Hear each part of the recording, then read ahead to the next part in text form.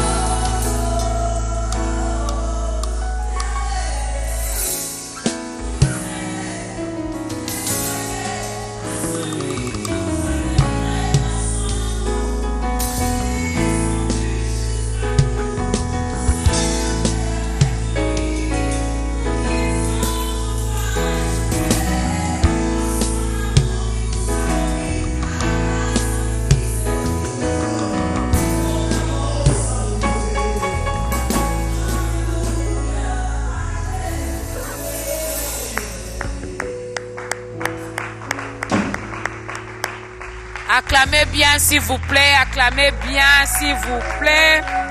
Voilà, vous avez découvert notre invité d'aujourd'hui. Waouh! Eh oui.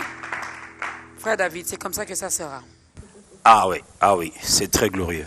Elle a plusieurs casquettes. Oui.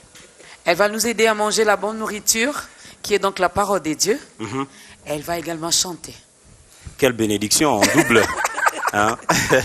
Alors on peut encore acclamer pour la gloire de Dieu. Amen, amen. Connaître son appel et entrer dans sa destinée, c'est notre thème. Shalom Maman Dena et bienvenue. Shalom Maman Dorcas. Comment vous trouvez le présentateur de ta grandeur? Eh bien, je n'ai rien à dire.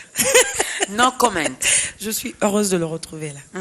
Très heureuse. Voilà. Merci. Aujourd'hui, il est vraiment dans cette peau des présentateurs et ça nous fait du bien, ça nous bénit. Il manque les lunettes de tonton Jaco.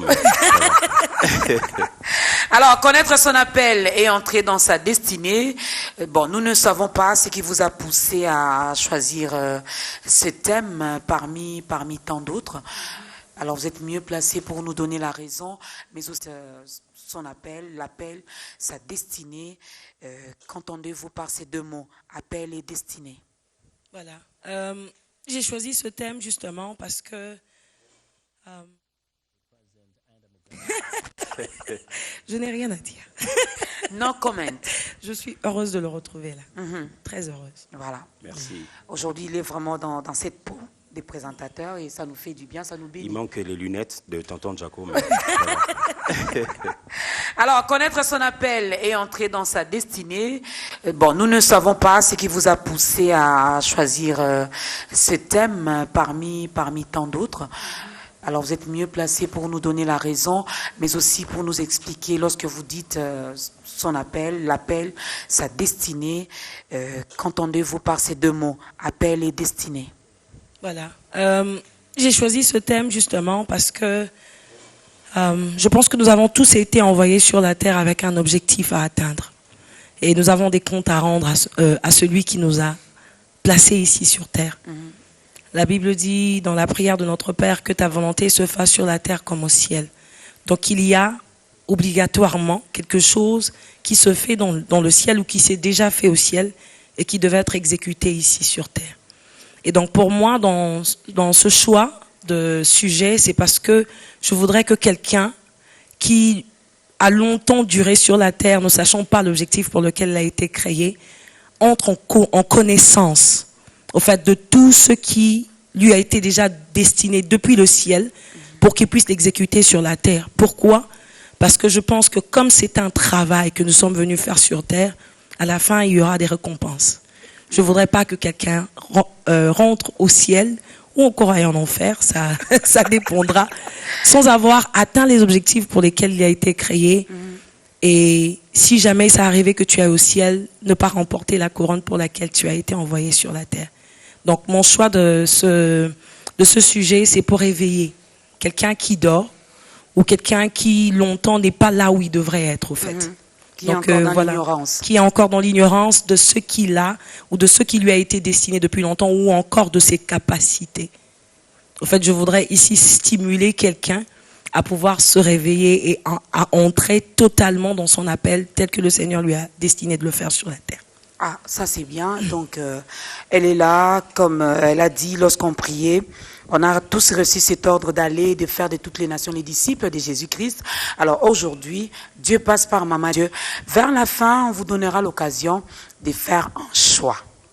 N'est-ce pas? Et pour arriver à faire ce choix-là, il faudra comprendre pourquoi es-tu sur la terre. N'est-ce pas, frère David? Exactement. Exactement, Maman Dorcas. Alors moi, il y a quelque chose qui a retenu mon attention pendant que Maman Dena était en train de parler. C'est ce côté où, je ne dis pas avec exactement les mêmes mots que elle, mais j'ai cru entendre une phrase qui dit, il y a des gens qui ont des capacités mais qui les ignorent. Alors, est-ce que c'est possible d'être en train de fonctionner dans son... Enfin, j'allais dire, en train de fonctionner sur la terre avec des capacités, mais que l'on ne met pas en pratique. Quelqu'un sait qu'il est en train de fonctionner normalement, mais qu'il ne soit pas en train d'utiliser ce pourquoi Dieu l'a investi, ce pourquoi, allez, Dieu a investi en lui, je voulais le dire comme ça. Est-ce possible? Je crois que c'est possible, je crois que c'est possible. Et pendant que je méditais sur ce sujet, j'ai retenu quelques versets qui m'ont un tout petit peu, comment je dirais, qui ont un peu appuyé cette pensée, que je pense que j'ai reçue du Saint-Esprit, bien évidemment. Parlons par exemple de Gédéon. Gédéon est un enfant d'une famille pas très connue en Israël, et qui, au moment où le Seigneur est venu le trouver, est en train de faire du vin, si je peux dire comme ça, de battre le blé. Ça se trouve je crois que dans Juge, donc 6. Et donc, l'ange du Seigneur vient le trouver et il appelle par son nom. Il lui dit, vaillant guerrier. Depuis tout ce temps, Gédéon vit sur la terre. Je ne sais pas quel âge exactement il a, mais en tout cas, il a déjà parcouru un certain temps de sa vie sur terre, mais n'étant pas exactement dans ce dans quoi le Seigneur l'attendait depuis longtemps. En ce moment-là où Dieu l'appelle par le nom par lequel lui, il a. C'est-à-dire, quand Dieu nous crée, il met en nous, en chacun de nous, des capacités à répondre à l'appel dans lequel il va nous appeler lorsque nous descendrons sur terre. Donc quand Gédéon est sur la terre, sa mission n'a pas encore commencé, tant qu'il n'est pas encore entré dans l'appel dans lequel le Seigneur l'attend. Donc en ce moment-là, le Seigneur a besoin de quelqu'un qui va sortir Israël, qui va combattre avec Israël, et il vient, et c'est ce jour-là qu'il appelle Gédéon finalement par son nom. Il lui dit vaillant guerrier. Lui-même, il n'est même pas au courant qu'il appartient à la race des guerriers. Alors le Seigneur vient, pendant cet appel, lui rappeler que, au fait, la raison pour laquelle je t'ai envoyé sur la terre, c'est pour te rappeler que tu devais, en cette période-ci de l'année, sortir ta tête et devenir ce guerrier dont j'aurais besoin pour que Israël sorte des problèmes dans lesquels il se trouvait. Donc il y a ça, j'ai aussi pris exactement, j'ai pris le verset où le Seigneur est apparu aussi à Abraham. Donc Abraham a vécu sa vie dans son confort, dans une famille. Il n'était pas jeune. Il avait quand même parcouru un certain temps déjà de sa vie sur terre, ne sachant pas exactement dans quoi le Seigneur l'attendait. Bon, il connaissait pas le Seigneur déjà. Alors quand le Seigneur lui apparaît, il lui dit, va, laisse tout ce que tu as, va, parce que je t'ai appelé à être une père pour les multitudes. Ça paraît être vraiment absurde. Il n'a pas d'enfant, il a une femme. Et vu son âge également. Vu son âge, il avait déjà quand même parcouru certaines années de sa vie sur terre, accomplissant ce pourquoi il pensait peut-être qu'il était envoyé sur la terre. Et là, le Seigneur lui apparaît, lui disant, écoute, maintenant je t'annonce la mission pour laquelle, depuis tout ce temps, j'ai envoyé. En fait, pour moi, reconnaître son appel, c'est commencer sa vie réellement selon que Dieu veut que tu la vives sur la terre. Et le plus tard tu reconnais ton appel, le plus tard tu entres en possession de ce pourquoi le Seigneur t'a envoyé. J'ai beaucoup aimé cette phrase de ce pasteur qui est malheureusement plus des nôtres sur terre, qui disait que nous sommes tous une solution pour le problème de quelqu'un sur la terre. Donc il faut être pressé, si je peux dire de cette manière, c'est pas courir vers ton appel, mais être à l'écoute pour savoir exactement dans quoi le Seigneur t'attend, pour que tu commences et pour que les personnes qui sont reliées à ta destinée puissent eux aussi entrer en possession de leur destinée à cause de ce que toi tu seras réveillé plus tôt. Je peux parler de Paul en même temps. Ce sont des versets que j'ai eu à méditer comme ça. C'est quelqu'un qui a vécu une longue vie, il connaissait Dieu. Il ne connaissait pas Jésus, mais il connaissait Dieu, parce qu'il vivait dans les temps juifs. Il faisait partie de ceux qui connaissaient la loi. La raison pour laquelle il poursuivait les chrétiens, c'est parce que pour lui, c'était une religion qui venait de je ne sais où, qui devait absolument combattre. Et Dieu vient lui révéler cet appel qui était de pouvoir justement aller beaucoup plus loin que les autres apôtres, parce que en même temps, il faut voir que l'appel vient avec un background déjà arrangé. Pourquoi je dis ça? Parce que Paul avait plusieurs nationalités. Paul avait la capacité de parler plusieurs langues. Il avait une intelligence quand même plus élevée que les autres apôtres. Ma manière de lire, de pouvoir atteindre peut-être plus d'intellectuels.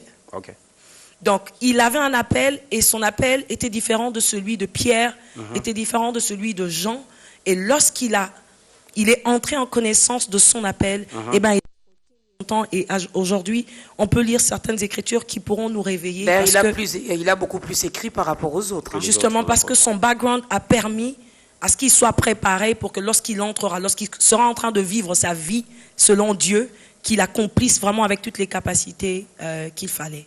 Alors, vous avez déjà donné certaines réponses à la question que je vais vous poser, mais j'aimerais bien reposer la question pour que les réponses soient encore beaucoup plus claires pour nos téléspectateurs qui nous suivent en ce moment. Alors, comment connaître son appel? Très bien.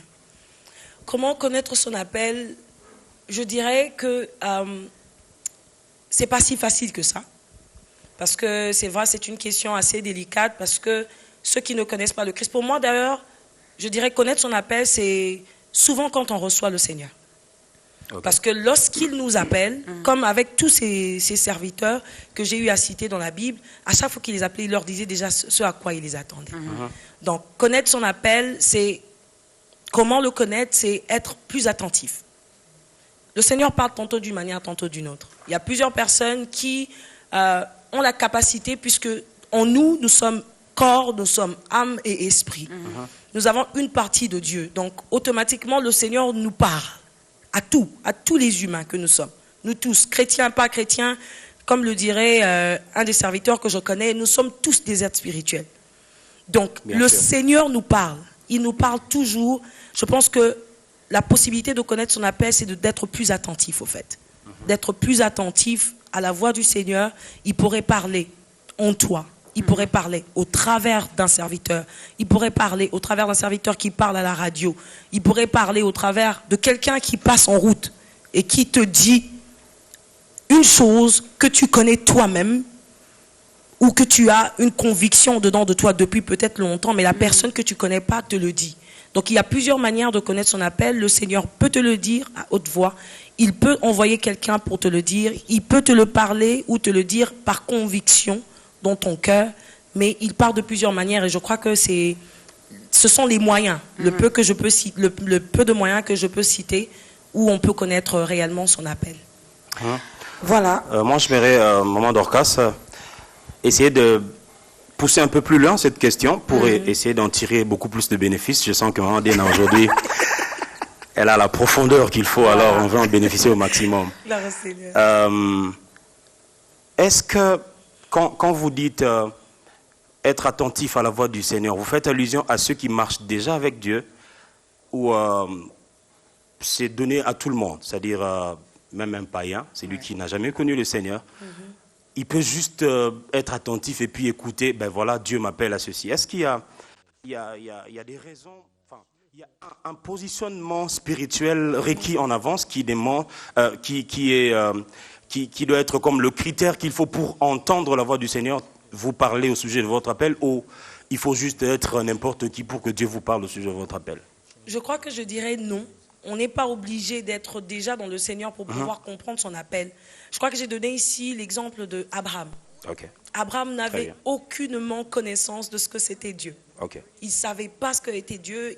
Il priait les dieux, il priait les dieux de statues et toutes ces choses. Il ne connaissait pas l'Éternel des armées.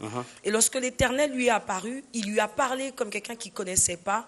Mais comme je disais au début, au fait, nous sommes corps, nous sommes âme, nous sommes esprit.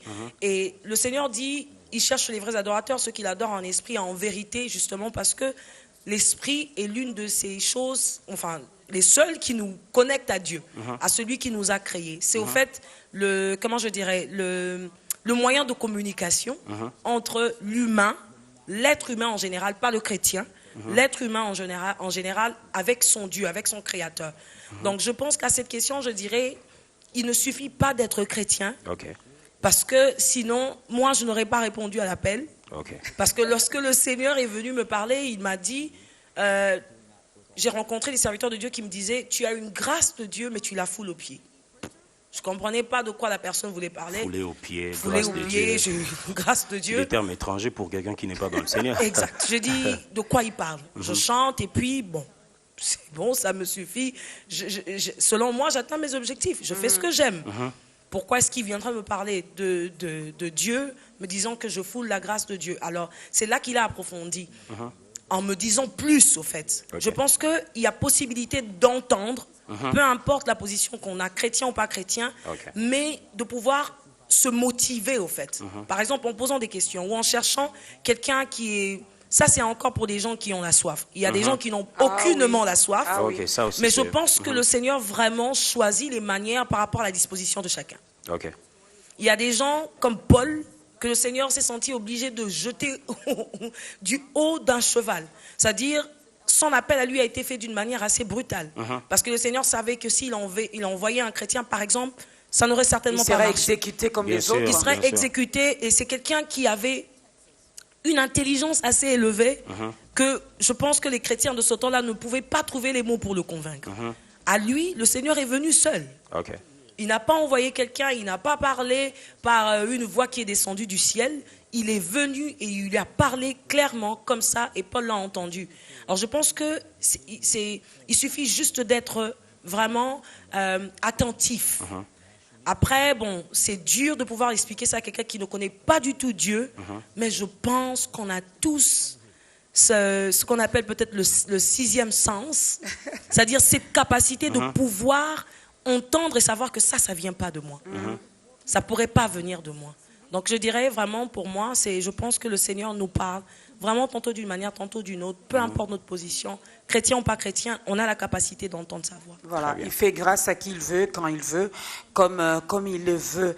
Alors avec l'exemple que vous avez donné de Gédéon, qui était dans les fins fonds de son village, qui n'était pas connu, encore moins sa famille, mais voilà que le Seigneur vient, il lui dit, vaillant guerrier.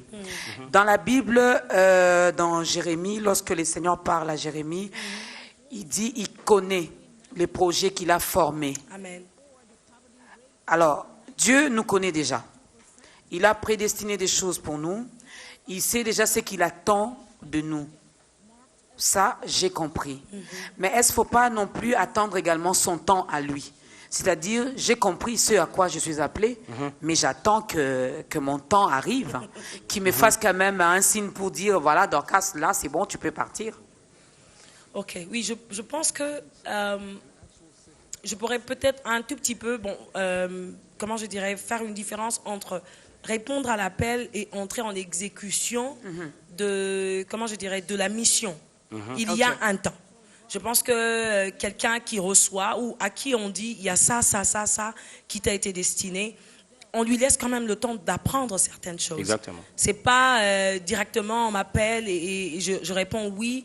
Samuel, par exemple, c'est quelqu'un que le Seigneur a appelé, et je pense que le Seigneur nous prépare toujours d'une manière ou d'une autre par rapport à notre entourage. Samuel a été donné au prophète Élie dès son bas âge. Il a été mis dans un milieu qui l'a quand même permis de voir ce que c'était le prophétique. Il voyait, il exécutait pas, il était pas, il appliquait pas parce que peut-être qu'il connaissait pas encore son appel en ce moment. Et quand le Seigneur l'appelle au travers du serviteur Élie, enfin, il a entendu la voix d'Élie parce que c'était son autorité spirituelle en ce moment, il lui a dit ce qu'il devait faire en ce moment-là. C'est-à-dire, lorsqu'il t'appellera, encore cette fois-ci, il dit, me voici, maître, je voudrais écouter ce que tu as prévu. Bon, enfin, c'est pas ce qu'il a dit exactement, mais j'essaie de le mettre dans des phrases les plus simples. Alors, il répond à cet appel, mais après, on ne le voit pas directement entrer dans la mission de prophète. Il y a un temps mort. Et ce temps mort, je pense que c'est le temps de cours. En fait, l'appel, c'est le réveil. C'est la conscience. On te met en conscience qu'au fait, là où tu es, c'est pas là où tu devrais être. Le moment que tu commences à capter que, voilà, en ce moment-ci, je ne serai plus appelé Abraham, je serai appelé Abraham, le temps que je l'assimile et que je m'assois et que j'accepte que le Seigneur vient de changer mon nom, il y aura quelque chose qui va se passer au milieu, c'est-à-dire une initiation. Voilà. À ce à quoi tu es appelé. Et ça, pour les serviteurs de Dieu, le Seigneur fonctionne avec plusieurs personnes qui sont autour de nous. Moi, j'ai reçu l'appel du Seigneur d'être une adoratrice. Le Seigneur est passé par plusieurs serviteurs de Dieu, dont le pasteur Atoms, par exemple, pour me dire, le jour où le pasteur Atoms m'a dit, tu es une adoratrice de l'Éternel. Pour moi, adoratrice, c'était les gens qui disaient beaucoup de choses à Dieu en même temps. C'est-à-dire vraiment du genre le pasteur Atos. Ok.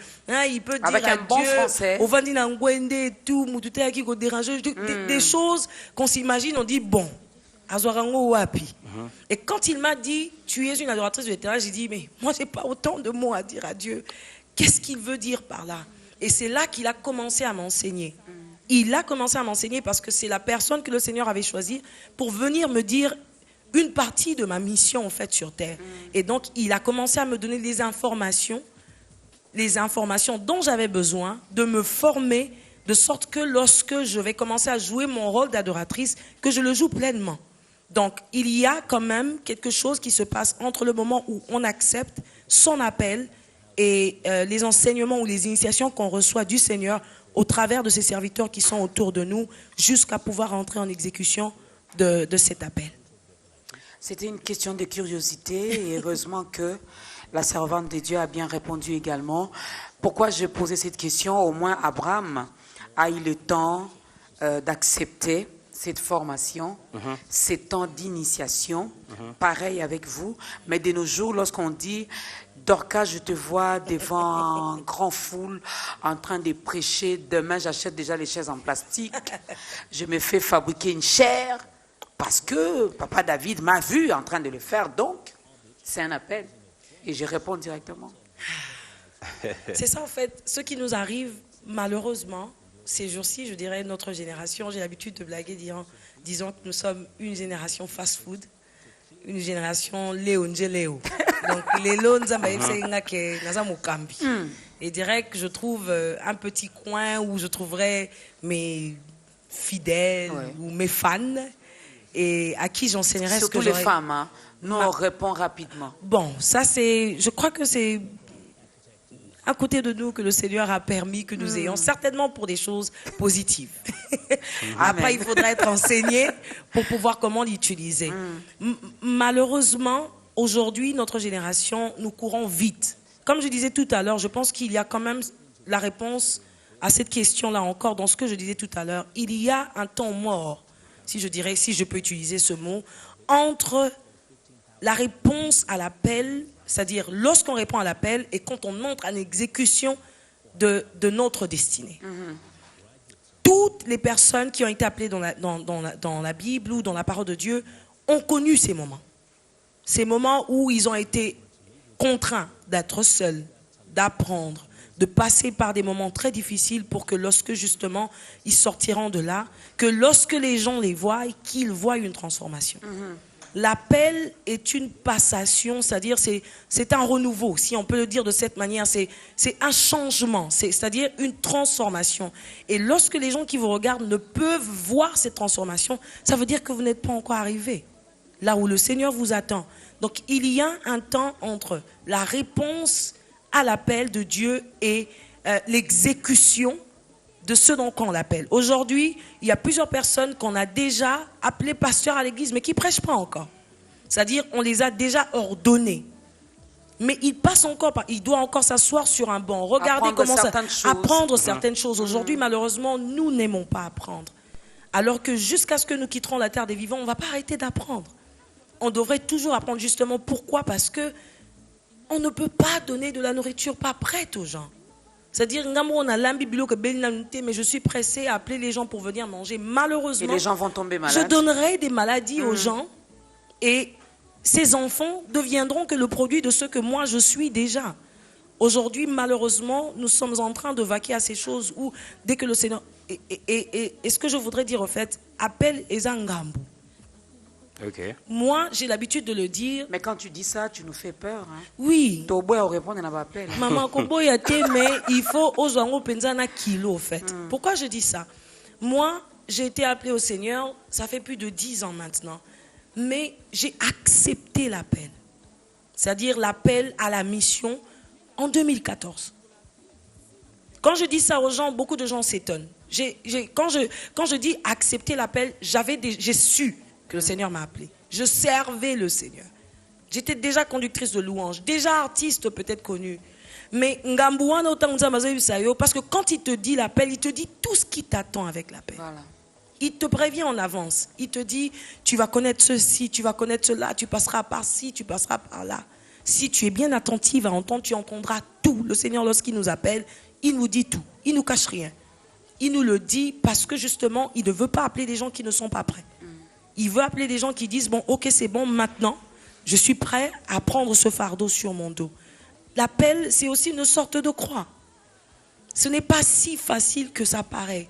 Et les gens qui, aujourd'hui, acceptent l'appel et qui entrent comme si c'était quelque chose de facile ou qui exercent ça comme si c'était un acte aussi facile que ça, ne comprennent pas qu'il y a des conséquences.